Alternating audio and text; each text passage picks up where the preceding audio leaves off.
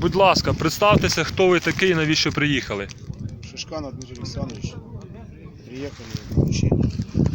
Ехал в конце колонны в техзамыкании для эвакуации погруженных машин.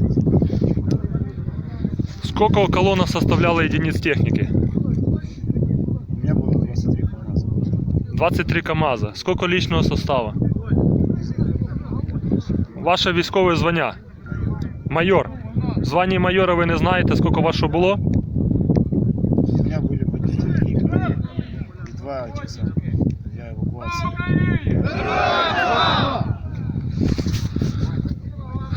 Що вам сказали, що вас направили і через що ви переїжджали?